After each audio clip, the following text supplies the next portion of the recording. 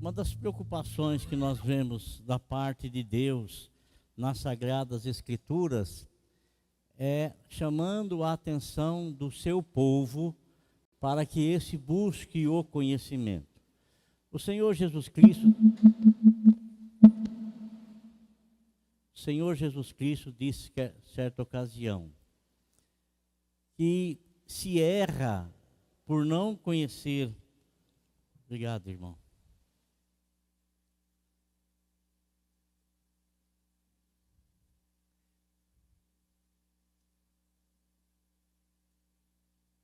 Obrigado. Ele diz que se erra por não conhecer as Escrituras. Oh, irmão, pode desligar esse ventilador aqui, por favor? Se erra por não conhecer as Escrituras e nem o poder de Deus.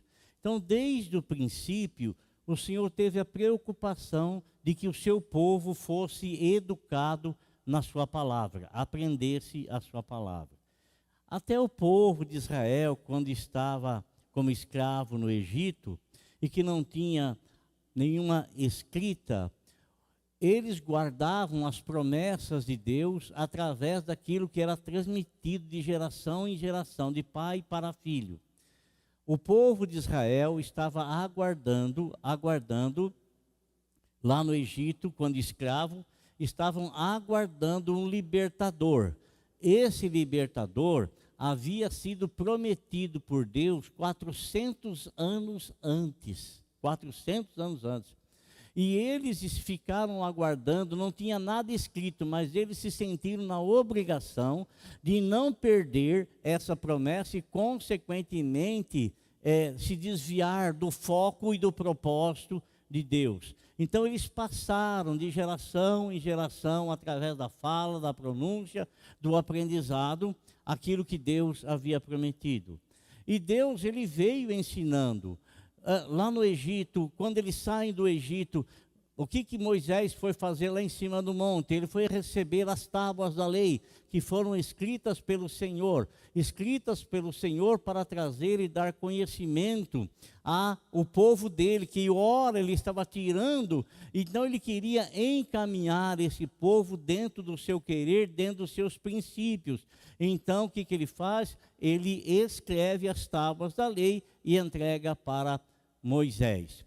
E assim foi acontecendo, foi sucedendo.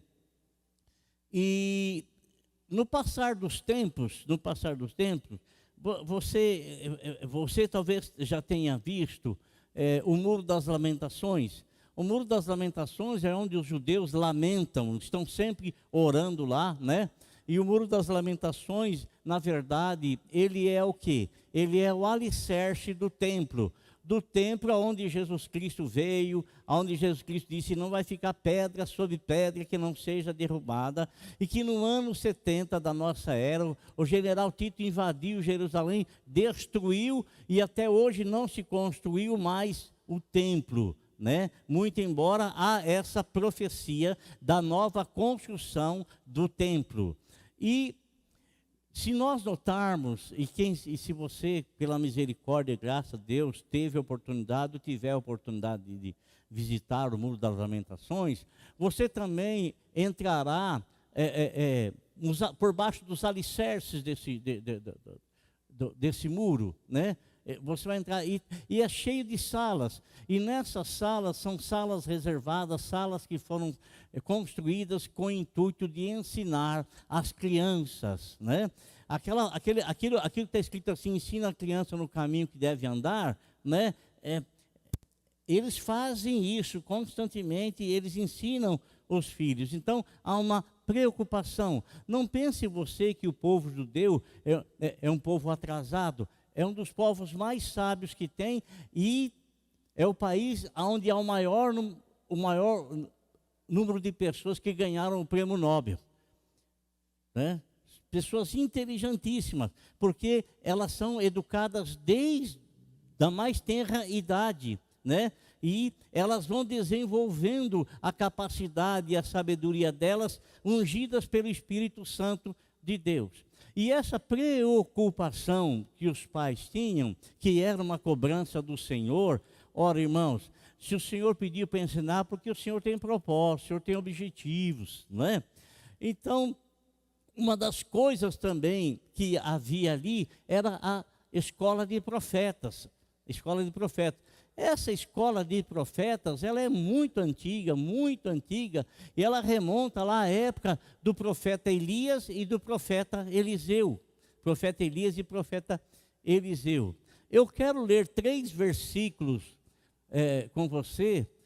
São textos que eu estou extraindo de um contexto, mas que eu quero ler para você perceber a preocupação de Deus e a preocupação dos profetas de deixar o legado para que outros possam e passem a exercer aquilo que eles faziam, dar continuidade naquilo que eles desenvolveram, naquilo que eles propagaram, naquilo que eles fizeram em obediência ao Senhor. Eu sei, querido, que você tem uma preocupação muito grande com o seu filho. E eu tenho certeza que a sua preocupação com o seu filho no mundo secular excede muito a sua preocupação com o seu filho na vida espiritual. Porque nós temos sim a preocupação de educar os nossos filhos para que eles alcancem, assim, a maior e a melhor posição aqui na sua profissão, tenham um pleno desenvolvimento, e geralmente o pai deseja que os seus filhos vão além daquilo que ele chegou, daquilo que ele alcançou, né? Essa preocupação.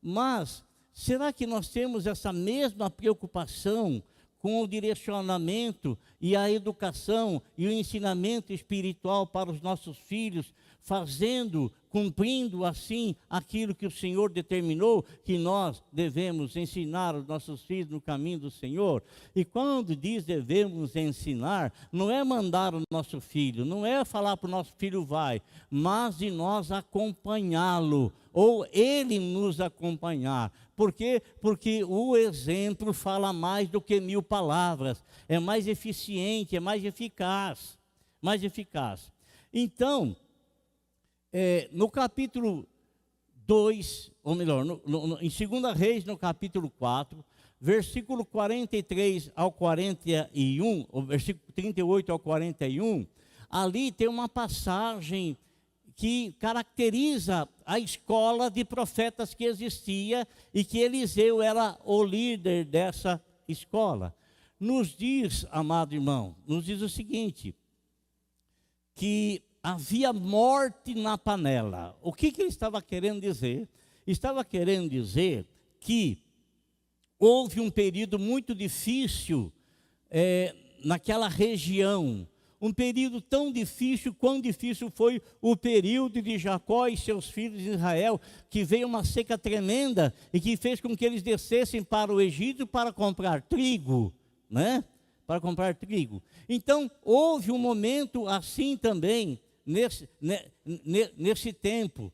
E eles fizeram o quê? Eles fizeram um fogo, colocaram uma panela no fogo, e eles saíram para lá procurar alimento para fazer uma sopa. E eles pegaram folhas, e quando colocaram isso dentro da panela, e começaram a mexer aquilo, né? Eles estavam com fome, e sabe, irmão, tem muitas coisas que às vezes a gente está procurando na internet, e nós estamos pensando que está nos fazendo bem, que vai nos fazer bem, mas é a mesma coisa desses que estavam mexendo o que estava na panela, e que de repente gritaram, a morte na panela, a morte na panela.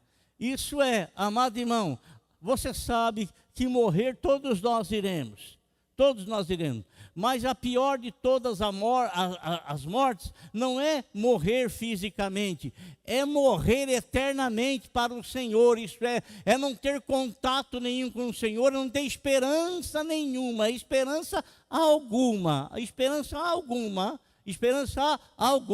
de rever o Senhor como seu Salvador, mas irá vê-lo como seu juiz. E como Salvador, o Senhor dirá assim, venham aqui, meus benditos do meu Pai, e recebam por herança o reino que vos está preparado antes da fundação do mundo. Mas o que ele vai dizer àquelas pessoas que tiveram a morte espiritual, morreram sem Cristo, ou que se fizeram de crentes, se fizeram de cristão, o que ele vai dizer? Apartai-vos de mim, malditos, para o fogo eterno, preparado para o diabo e seus anjos. Né? Então, amado irmão, eles estavam ali mexendo. Parece que eles não tinham muita experiência de conhecer as folhas e as plantas, né? Hoje, se alguém está tossindo muito, tem muitos irmãos que dizem assim: toma um chá de folha de guaco, né? Pois tem esses conhecimentos naturais, existe, né? Esses conhecimentos. Eles estavam lá mexendo. Irmão, presta atenção no que eu vou te dizer. Presta atenção. Nem tudo aquilo que reluz é ouro. Está me entendendo? Nem tudo aquilo que brilha é ouro. Nem tudo. Parece, mas não é. Parece, mas não é. Então, eles estavam querendo saciar a fome, mas eles não estavam tendo o discernimento que aquele alimento que estava sendo preparado iria levá-los à morte. E é nesse momento que grita-se a morte na panela. Eliseu, através da sua experiência e do seu discernimento, ele conseguiu enxergar além da fome que as pessoas estavam. Ele conseguiu enxergar que aquele alimento que estava sendo preparado não seria saudável, ao contrário. E muitas pessoas, às vezes, eles ficam remexendo a internet aqui, acolá, aqui, acolá, aqui e acolá. E às vezes eu fico assim abismado com pessoas que vêm perguntar para mim: o que o senhor acha disso, o que o senhor acha daquilo? E claramente está demonstrando ali que aquilo parece ser algo de Deus, mas na verdade de Deus não tem absolutamente nada. Por quê? Porque a Bíblia fala que Satanás, ele se transfigura em anjo de luz. A Bíblia fala que ele vem para enganar. E olha, e se possível, ele engana até mesmo os escolhidos. Até mesmo os escolhidos. E por que ele não engana os escolhidos? Porque os escolhidos, eles têm experiência com Deus. Eles têm experiência com a palavra de Deus. Eles têm discernimento. Então, nessa escola de profeta, o líder Eliseu disse: a morte na panela. E ninguém se alimentou daquilo sem que primeiro houvesse a intervenção da palavra de Eliseu, determinando algo que tirou aquele veneno, tirou aquele mal. O irmão estava falando ali para mim que ele ganhou um vaso de nobilis. Como é que é? Nato nobilis? Ora por nós, ora por nobilis, né? Ganhou um vaso de ora por nós. Ora por nós, né? Eu estava dizendo para ele o seguinte, que muitas pessoas pegam uma folha de esse nome aqui, não esqueço. Como é que é, irmão João? Ora por nobilis. Ora pro nobilis. E comem direto. E a maioria das pessoas não sabe que há necessidade de se lavar a folha, porque contém algo nela que a pessoa, se comer, vai beneficiar alguma coisa, mas vai prejudicar outra. Tem que lavar para tirar aquela substância que tem. Não pode pegar e mastigar e comer, né?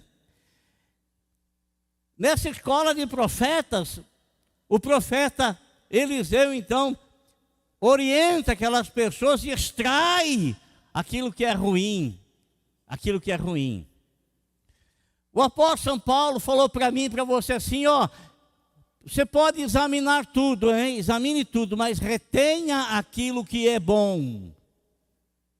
Retenha aquilo que é bom. E para você saber o que é bom e o que não é bom, você tem que ter o discernimento do conhecimento. Do conhecimento.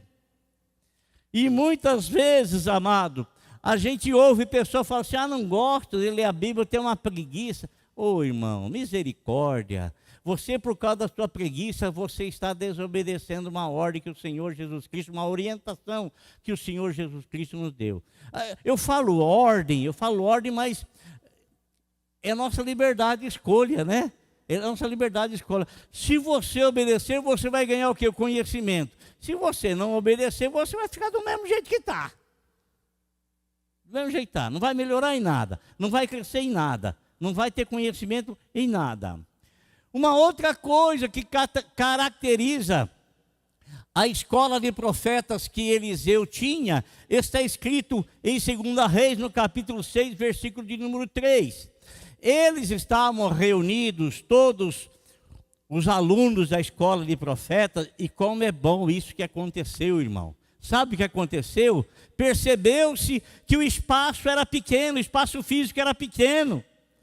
E lá tinha alguém com visão. Ele não estava achando, o espaço está pequeno, o espaço está pequeno, o espaço está pequeno. Né? Reclamando, o espaço está pequeno. Não, tem alguém com visão. O espaço está pequeno, o que é que nós temos que fazer? Tem que fazer alguma coisa. Temos que aumentar o espaço. Não é resmungando e reclamando que vai se solucionar. É uma ação, é uma atitude. E geralmente a atitude ela tem que partir da pessoa que enxergou, que viu, enxergou. Ele enxergou a situação, então o que é que ele tem que fazer? Ele enxergou a situação estava pequena, vamos aumentar.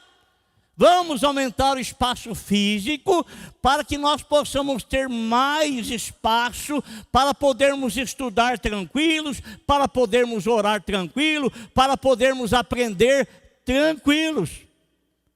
E o que eles fazem, irmãos? Você sabe o que eles fazem, né? Convida Eliseu, vão falar com o profeta Eliseu. Olha, Senhor, nós estamos percebendo que o espaço físico tem limitado o nosso crescimento. Tem limitado.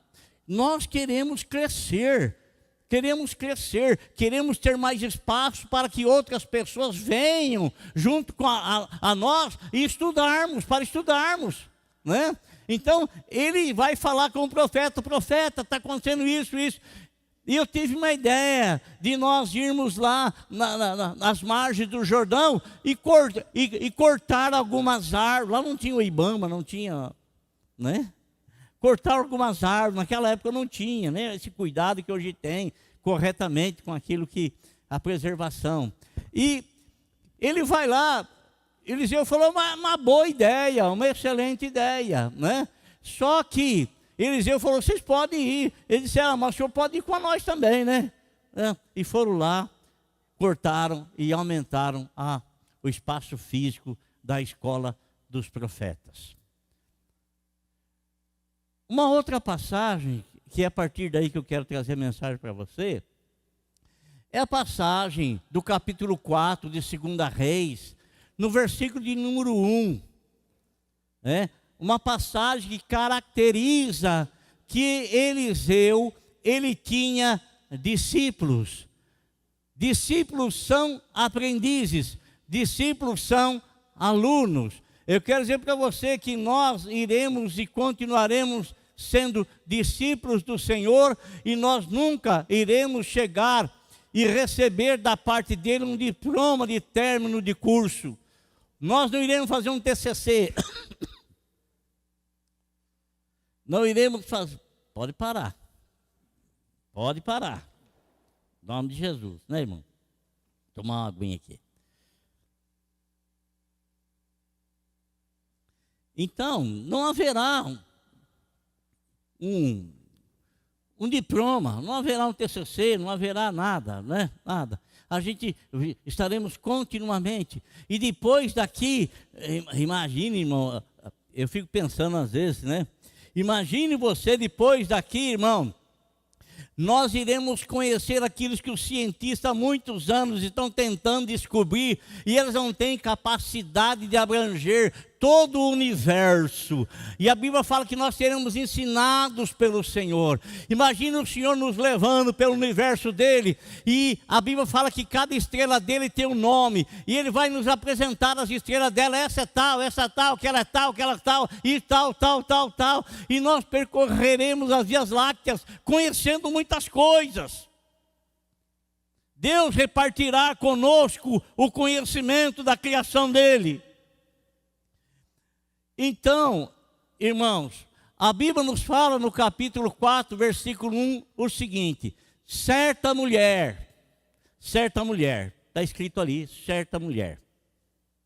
Olha, nós sabemos que há nas Sagradas Escrituras algumas preocupações de tecer e de dar e de chamar e de trazer a nós o conhecimento do nome de muitas pessoas. Por exemplo, nós sabemos Abraão, sabemos Isaac, sabemos Jacó, as 12 tribos de Israel, sabemos de Davi, sabemos de Sara, sabemos de Maria, logicamente, de Marta, de Maria Madalena, mas tem outras pessoas que não aparecem o nome, apenas estão no anonimato. E aqui está falando uma certa mulher, né? Alguém que estava no anonimato, mas essa mulher, ela está passando por uma situação, né? E aonde, igual a ela, nós vemos assim outras tantas pessoas que não tiveram os seus nomes declarados nas Sagradas Escrituras. Por exemplo, a viúva de Naim, quem é que sabe o nome dela? Quem é que sabe o nome da esposa de Pedro? Quem é que sabe o nome do centurião lá de Cafarnaum? Quem é que sabe o nome da esposa de Jairo? Quem é que sabe o nome, né, de tantas outras pessoas que estão ali? Aquela mulher que veio atrás do Senhor, que estava sofrendo com a hemorragia, nós não sabemos o nome dela. Aquela outra, que era a Ciro-fenícia, que veio rogando atrás do Senhor: Senhor, por favor, me socorre, nós não sabemos o nome dela. Não sabemos o nome dela. Olha, irmão, às vezes nós queremos que o nosso nome seja conhecido. Às vezes queremos que o nosso nome seja reconhecido, né? Às vezes faz parte até da profissão a pessoa ter um bom nome na sua área profissional, né? E consequentemente, esse bom nome é a propaganda pessoal da pessoa, do bom andamento, das boas atitudes, do bom médico, enfim, né? Mas, sabe, irmão, quando o Senhor Jesus Cristo deu ordem para os discípulos dele, para que esses discípulos, antes de saírem pregar o Evangelho, antes de receberem a orientação e a ordem lá do capítulo 16 de Marcos e do capítulo 28 de Mateus, né? A Bíblia nos fala que o Senhor os estava treinando.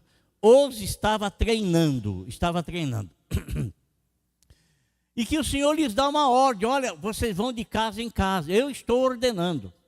Não estou querendo dizer que vocês estão prontos já para isso, mas nós vamos fazer um teste prático.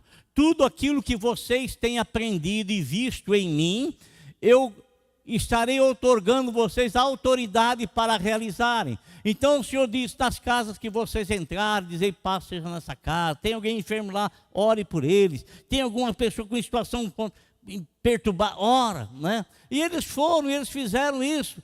E quando eles retornam, irmãos, eles retornam felizes. Felizes. Por que felizes? Porque a palavra que o Senhor lhes havia dito estava sendo e foi confirmada nas atitudes deles. Quando eles entravam na casa, tinha pessoa doente, eles oravam e o Senhor curava, pessoa perturbada orava e o Senhor sarava e o Senhor libertava. Então, eles voltam com alegria estampada no rosto, alegria, né? Mas o Senhor quis direcioná-los a ter a alegria certa, a alegria correta. A alegria certa e correta. E o que o Senhor disse para eles? Vocês estão alegres porque os demônios se sujeitaram a vocês? Estão alegres porque vocês oraram e as pessoas foram curadas?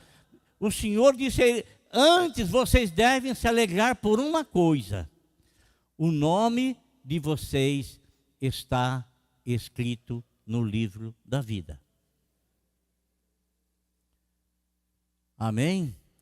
Alegre-se por isso, o nome de vocês está escrito no livro da vida. Não foi você que escreveu, não foi a tua capacidade, não foi a tua sabedoria, não foi as tuas posses, não foi o teu intelecto, não foi absolutamente nada. Se alegre porque o seu nome está escrito no livro da vida, porque aprove a Deus escrever o teu nome no livro da vida e garantir a você a salvação e a vida eterna. Amém, irmão? Glória a Deus. Então, essa mulher, né? Essa mulher que a gente não sabe o nome dela, né? Com certeza, e aqui vai uma interpretação minha, e não é uma coisa fora do contexto, aqui fora de lógica, né? Essa mulher, irmão, percebeu-se que o marido dela, que era aluno do profeta Eliseu, percebeu-se que ele estava faltando nos dias de escola. E um começou a sentir a falta, e alguns pensam assim, está faltando, sei lá por quê, né? Mas tem outros que não, tem outros igual aquele camarada, estamos precisando de espaço físico. Ele percebeu e ele foi e agiu. Então tem pessoas que percebem a ausência de alguém, e ele está preocupado, ele preocupa-se com a ausência daquela pessoa, e ele dá importância sim, porque há uma preocupação com aquele que tem um chamado de Deus de cuidar, é uma preocupação com aquele que não está vindo, uma preocupação pastoral, uma preocupação de cuidado, uma preocupação de saber o que será que está acontecendo, por que o fulano não está vindo mais na casa do Senhor. E houve essa preocupação, e quando houve essa preocupação, essa pessoa que percebeu que talvez fosse uma pessoa mais íntima, foi na casa desse homem. E quando chega na casa desse homem, né, e conversa com a esposa expõe a situação. A esposa diz, não, o meu esposo faleceu e me deixou numa situação muito difícil. Muito difícil. Aquele rapaz, ele ficou sabendo, mas ele na verdade não podia fazer nada. Não podia fazer nada. Então ele encaminhou aquela mulher para falar com o profeta. Fala com o profeta. E quando ela vai falar com Eliseu, ela começa dizendo assim, o meu marido, teu servo, o teu discípulo, ele era discípulo de Eliseu, ele era um aprendiz na escola de Eliseu. Um aprendiz na escola de Eliseu. E ele está aprendendo. E a mulher disse, eu perdi o meu esposo. E o meu esposo, aqui uma dedução minha, ele não era uma pessoa de idade. Porque nós temos 2 filhos. O meu esposo, ele é uma pessoa que foi acometido por uma doença, uma enfermidade, no auge da vida, no interesse de aprender, né? E veio a falecer, mas ele havia contraído uma dívida.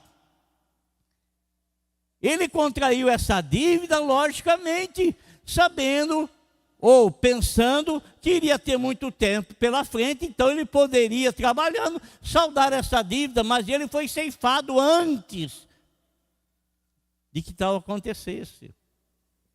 Então ela vem expor isso para Eliseu. Ela vem conversar com Eliseu e falar para Eliseu. Sabe, irmão, presta atenção no que eu vou dizer para você. Tem muitas coisas que você não precisa compartilhar com pessoas que não vai ter a capacidade de resolver.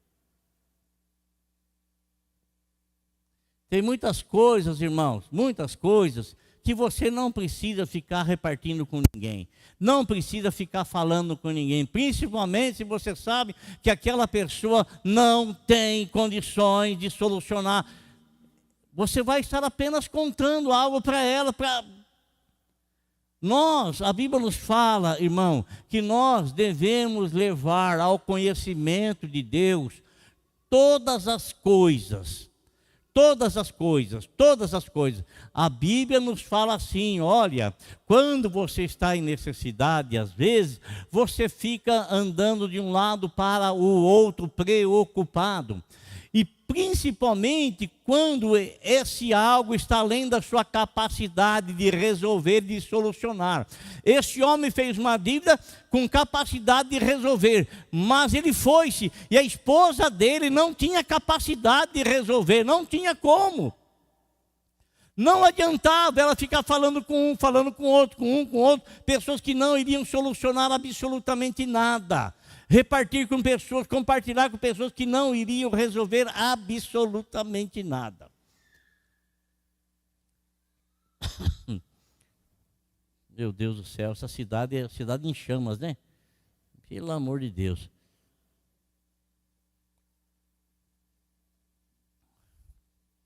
Não sei, viu, irmão?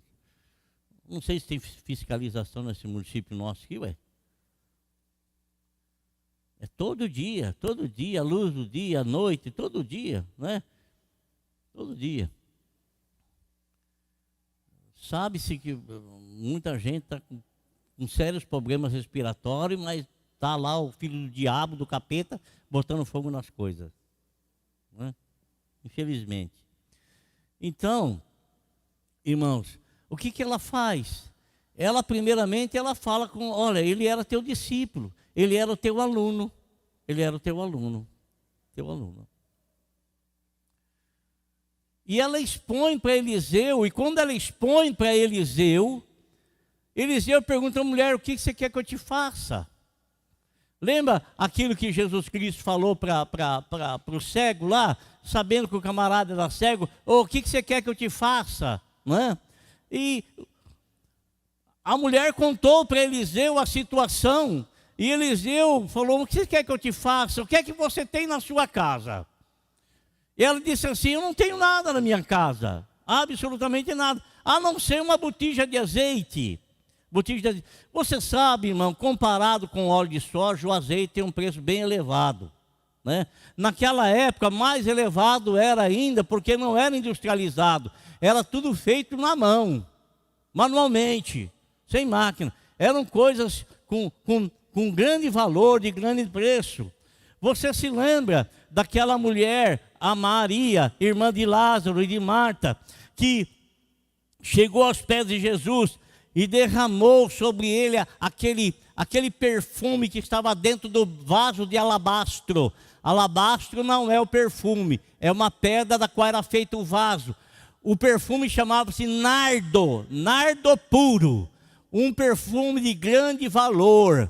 Um perfume que valia 300 denários. E esse perfume que valia 300 denários, um denário era a paga de um trabalhador braçal, a diária de um trabalhador braçal. Quase um ano de salário, né? Aproximadamente para os nossos dias aqui, uns 16 mil reais. Eu sei que existe muito perfume que vale muito mais do que isso, mas naquele tempo, naquela época, não existia. Não existia, né? Então, era uma coisa assim, de um grande valor, tanto que as pessoas tiveram sua atenção chamada e questionaram ela, mas para que esse desperdício aí? Podia pegar esse trem aí e vender, e pegar o dinheiro e dar aos pobres. Outros interesses. Também esse azeite tinha um certo valor, irmão. Tinha um certo valor, e eu vou explicar para você por que tinha um certo valor.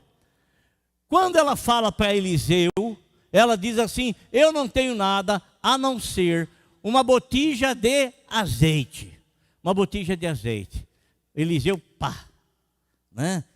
Eu tenho aqui 5 pães e 2 peixinhos, mas o que é isso para 5.000 pessoas? Às vezes a coisa parece não ser nada na nossa mão, porque a gente não consegue enxergar o que é que Deus pode fazer, o que é que Deus pode realizar. Por isso eu quero dizer uma coisa para você, meu querido irmão: não reclame do salário que você recebe. Porque se você começar a reclamar que é pouco, isso vai trazer uma enorme insatisfação no teu coração. Mas se você agradecer a Deus pelo salário que você recebe, você agradecer a Deus porque aquilo é o fruto do suor do teu rosto, que você vai trazer o pão provedor para a sua casa. Você vai ter a bênção de Deus. Porque a Bíblia fala assim, que a bênção do Senhor é que enriquece. A bênção do Senhor é que enriquece. Enriquecer não está querendo dizer você ficar rico monetariamente, mas mudar o ambiente, enriquecer o ambiente, enriquecer a minha alma, enriquecer os meus sentimentos. É igual aquela pessoa, vive reclamando do marido, só vê coisa ruim no marido. Ou vive reclamando da esposa, só vê coisa ruim na esposa. Ou então fica reclamando dos pais, só vê coisas ruins nos pais. A insatisfação tomou conta, perdeu-se a graça. Dê glória a Deus, irmão. Glorifique ao Senhor, engrandeça ao Senhor. Porque todas as coisas o Senhor traz até nós como cooperação para o nosso bem.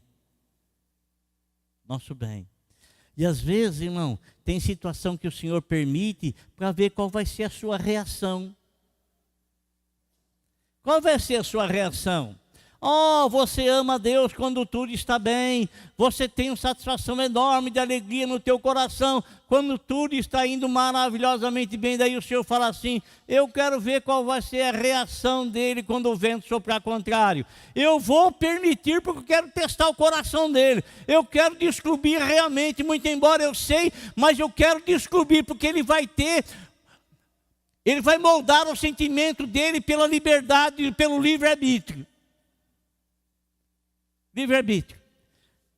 E aí o Senhor permite algo não agradável vir sobre você, para ver qual vai ser a sua reação. Se você vai continuar agradecendo a Deus, bendizendo ao Senhor, e o Senhor transformará aquilo numa bênção maior, ou se você vai estar reclamando, e consequentemente vai transformar aquilo numa maldição. Então, quando Eliseu pergunta, o que é que você tem na tua casa? Não tenho nada, tenho apenas uma botija de azeite. Opa, uma botija de azeite? Ou nada não se multiplica, não é verdade? Não se multiplica. Nós somos criacionistas. Temos um Deus que criou todas as coisas, porque nós temos a capacidade lógica de pensar que o nada não cria-se absolutamente nada. Nada, o nada não cria nada, nada. Tudo partiu de uma ação. O Senhor Deus teve uma ação. No princípio criou Deus os céus e a terra. O Senhor chamou à existência todas as coisas, e todas as coisas por Ele foram criadas. É mais fácil e mais simples você acreditar nisso, ou você acreditar que de repente, lá não sei em que lugar, houve uma explosão, um Big Bang, e de repente formou-se uma faísca, e essa faísca então se transformou em vida, e as vidas começaram a acontecer nas águas do mar, e as vidas então foram... Eu nunca mais vi acontecer isso, e não tenho visto nada disso. Você precisa de muito mais fé para crer, muito mais fé para crer nesse engodo em que a ciência ela tenta dar uma explicação a respeito da criação fora de Deus, colocando Deus de lado. né? Colocando Deus de lado. Charles Darwin lá com a teoria da evolução. A teoria da evolução não é um certificado de real, verdadeiro na teoria. Uma teoria em que muitas pessoas pegam aquilo como comprovação científica e não conseguem explicar absolutamente nada, então engoda as pessoas para tirar Deus do centro. Mas Deus jamais deixará de ser o centro. Deus jamais deixará de ser o centro. Ele é o Criador grandioso, né? O nada não se cria nada. A vida vem daquele que tem e que vive e que não depende de ninguém, vive por si próprio, que é Deus, que nos deu a vida. Então, não tenho nada, não, você tem alguma coisa, eu tenho uma botija, então você tem alguma coisa. Dessa alguma coisa podemos fazer outra coisa. Mas se você não tivesse nada, não tem como fazer. Não tem como fazer. E há uma orientação que Eliseu dá. Então faz o seguinte: você e seus filhos, sai, peça na vizinhança, vai lá na vizinhança e começa a pedir nas casas dos vizinhos vasilhas, e não poucas, hein? Peça bastante vasilhas. Peça bastante vasilha. Por quê? Porque o azeite da botija não vai faltar. Peça bastante vasilha. Ela foi e pediu muitas vasilhas. E ela, o que eu vou fazer agora? O que eu faço, profeta? Agora sabe o que você faz? Você entra com teu filho, tranca a porta e começa a despejar. Da botija começa a despejar o azeite nas demais vasilhas. Irmão, presta atenção no que eu vou lhe dizer. Presta atenção. Quando o Senhor Jesus Cristo disse assim: meu querido, meu amado, quando você for orar, então vá lá no teu quarto, fecha a porta e fala ao teu Deus que está em secreto, porque o teu Deus que vê secretamente, Ele vai trazer publicamente as tuas bênçãos. Não pense você, querido, que a oração que a gente faz aqui de 1 minuto, meio minuto, talvez, né? Essa oração vai trazer resultados. Não. A oração que vai trazer resultado é aquela oração que eu faço em casa, que você faz com o teu Deus na tua casa, fechando a porta. Entra lá e fala com o teu Deus em secreto, que Ele vai te recompensar publicamente. Então aquilo que acontece publicamente já foi conquistado no oculto. Está me entendendo? Está me compreendendo, irmão? Aquilo que vem publicamente, primeiramente é conquistado lá secretamente. Secretamente. Eu venho aqui e eu trago, pela misericórdia e graça de Deus, uma mensagem para você. Trago essa mensagem. Você acha que essa mensagem que eu estou trazendo para você, eu estou recebendo ela aqui agora imediatamente? Ou eu falei com meu Deus e meu Deus me direcionou o que eu devia falar e como eu devia falar, e quando eu subo nesse púlpito aqui, aquilo que eu falei, aquilo que eu estudei, o Senhor me unge com graça e misericórdia para transmitir isso para você, porque Ele quer trazer aquilo que Ele me deu, trazer o teu conhecimento também. Assim como ele edificou a minha vida no secreto, Ele quer edificar a tua vida aqui publicamente.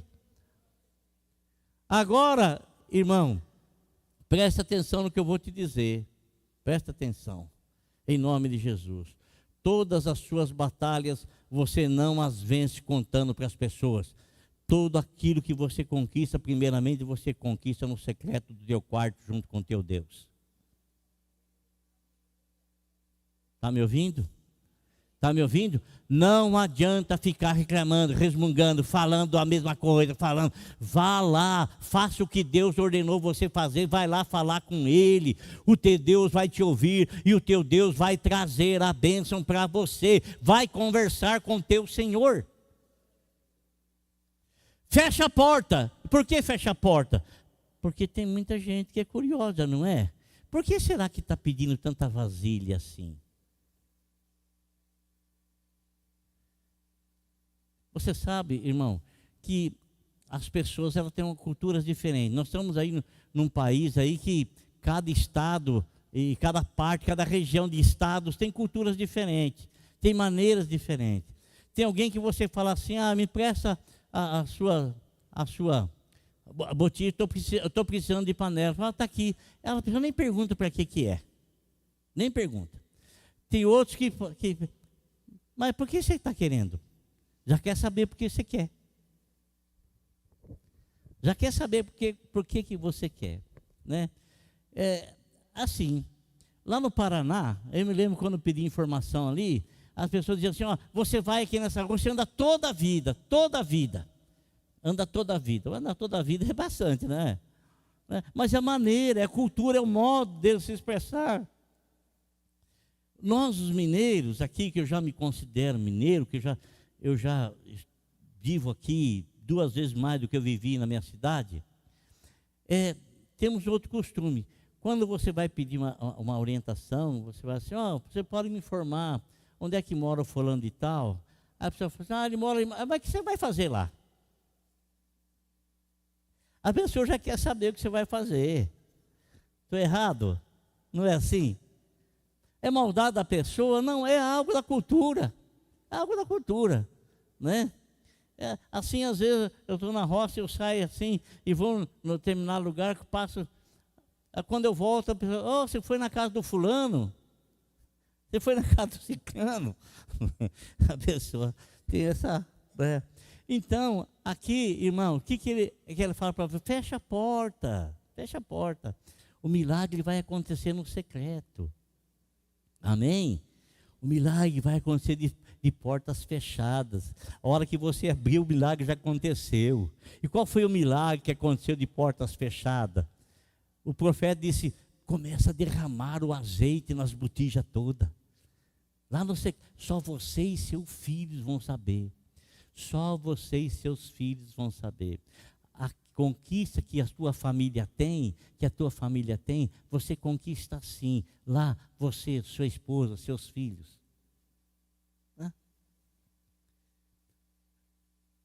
Ela pega, irmão, o azeite, começa a derramar azeite lá nas botijas, vai derramando azeite na botija, e a mulher só ela manda mais, e ela vai pondo azeite, manda mais, chega um momento que ela fala, manda mais, o menino fala, não tem mais, irmão, acabou a botija,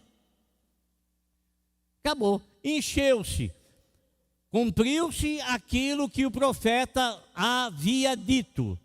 A Bíblia fala assim, crede em vossos profetas e vocês prosperarão. Por favor, preste atenção no que eu vou dizer. Quando diz prosperarão, não leve na sua mente que você vai prosperar com bens materiais, que você, e colocar isso na tua mente, na tua cabeça, e você ficar obcecado por causa disso. Irmão, Deus, Ele sabe tudo quanto você necessita, Ele sabe tudo quanto você precisa, é só você recorrer a Ele, e Ele vai dar a você aquilo que vai ser satisfatório. Se Ele quiser te abençoar com mais, não são todos que serão abençoados assim, não são todos, não são. Esteja satisfeito, alegre, porque o Senhor é o nosso pastor, Ele vai cuidar de cada detalhe da nossa vida, Ele vai cuidar de cada tintim do nosso coração, cada tintim do nosso ser, cada tintim das nossas necessidades. Vai fazer, porque às vezes, sabe o que acontece, amado? Às vezes você se ilude por uma pregação que você inculca na tua cabeça que Deus escolheu você para ser milionário, que Deus escolheu você para ser rico, que Deus escolheu para você para que as coisas todas suas assim, não haja obstáculo nenhum, você vai ser, não, irmão, não, você é rico em Cristo Jesus.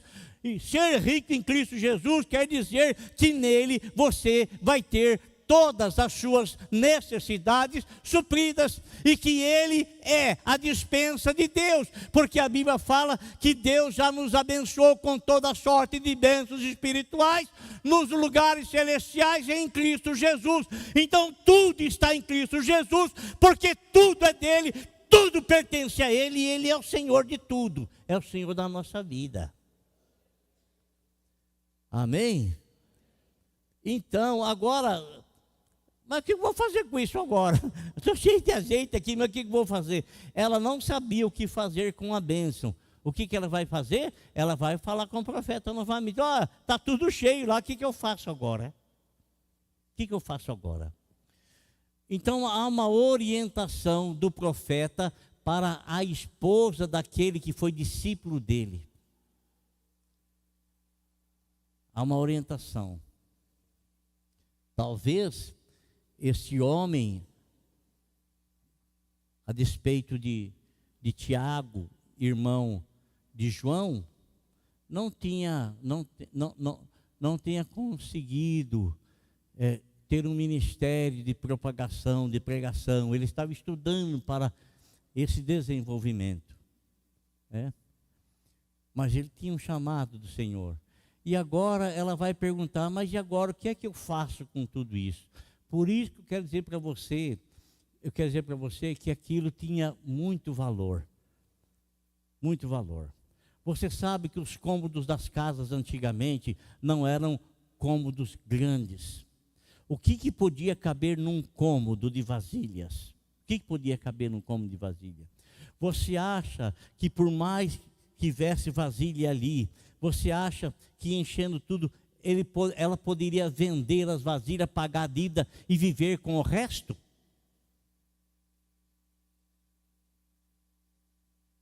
Então o azeite tinha um grande preço. Então ela tinha algo precioso ali que ela não sabia valorizar. Não sabia. Às vezes a gente tem coisa tão importante, tão preciosa, que a gente não dá valor. Aí vem uma outra pessoa e enxerga além daquilo que nós estamos enxergando. Nós apenas estamos enxergando algo sem valor. A outra pessoa não. Ela enxerga aquilo lá e o que é que poderá acontecer com aquilo, o que é que ela poderá fazer com aquilo, o que é que ela poderá conquistar com aquilo. Irmão, para de reclamar. Para. O profeta falou para ele assim, agora sabe o que você faz? Você vai e vende tudo. Vende tudo, paga a dívida, e a dívida não era uma dívida pequena, porque a dívida era o custo da escravidão dos filhos, dos 2 meninos. Não era uma dívida pequena. Mas a venda do azeite iria capacitá-la a saldar a dívida, e iria dar condições a ela e os filhos para se manter. Para se manter. Amém, irmão? Desfrute da bênção que Deus te dá. Tenha discernimento, tenha conhecimento. Não reclame e glorifique a Deus, que as coisas irão mudar no momento que nós louvarmos ao Senhor por aquilo que parece para nós não ser nada, mas que Deus considera e muito. Amém?